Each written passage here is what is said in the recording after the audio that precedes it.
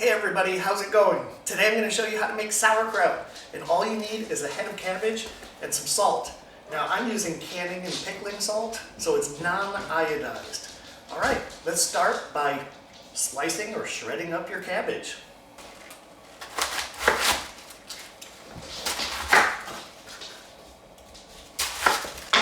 I'm going to reserve one of these leaves.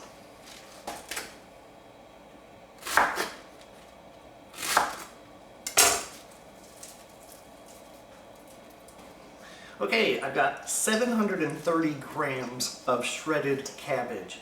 Now, I'm just doing this for you mathematician types who want to be precise, but in general, you could do about 2 teaspoons of salt per head of cabbage. But let me show you how this works. 10 grams of salt for every 450 grams of cabbage. So that equals 0.02 grams of salt per gram of cabbage. So a 730 gram cabbage is going to require, times 0.02, 16 point something grams of salt. Well, I have actually measured out about 17 grams. Don't be too paranoid about that though.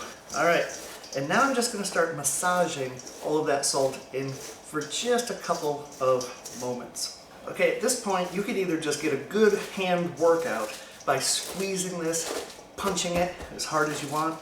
You can get in there with both hands. You're trying to basically make all the juices come out of the cabbage.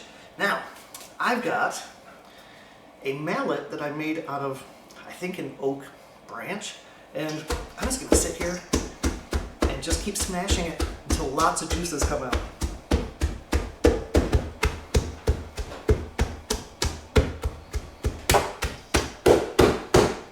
Okay, so it's been a few minutes, and you see the juices coming out of that? So this is now ready to put in the fermenter, which can just be a mason jar.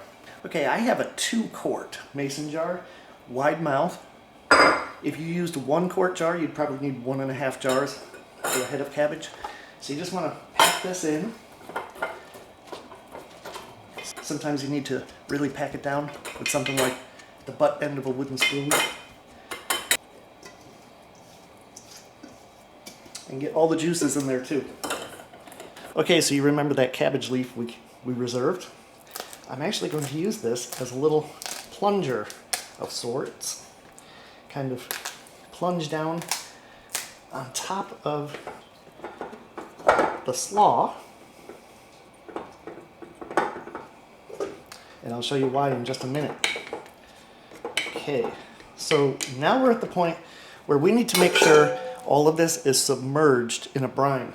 Now there's not enough juice as it is, so I made 1 quart, roughly, of water with 2 tablespoons of salt. Again, the canning salt, pickling salt. And I'm going to pour it in. You want to make sure all the cabbage is under the fluid level.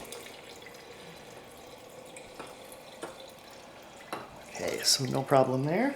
Now, if you just put a lid on this and then open it every day to let some of the gases escape, it's going to be fine. But there are some cool new inventions. One is a glass weight to make sure that everything stays submersed. And so you want to make sure nothing is floating on the surface. Okay.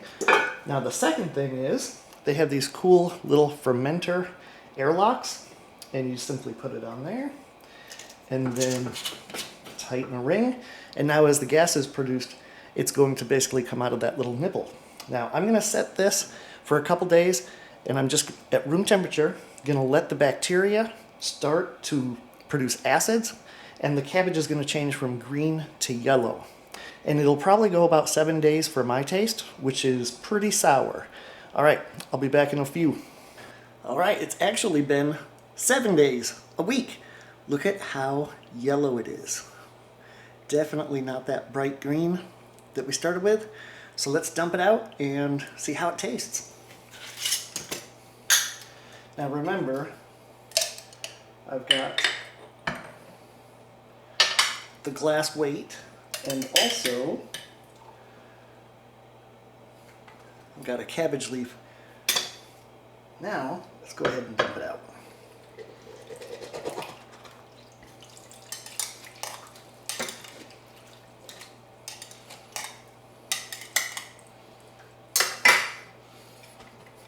Now, normally I would just keep this in the jar and then put the jar in the fridge, but I wanted you to see what the texture is like.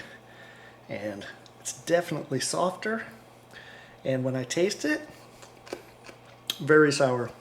So I might actually separate this into 2 different jars, and the reason being, I'll have a big jar full of regular sauerkraut, but the smaller jar, I'm gonna add caraway seed to it, which I really like. All right, well there you have it, sauerkraut with 3 simple ingredients.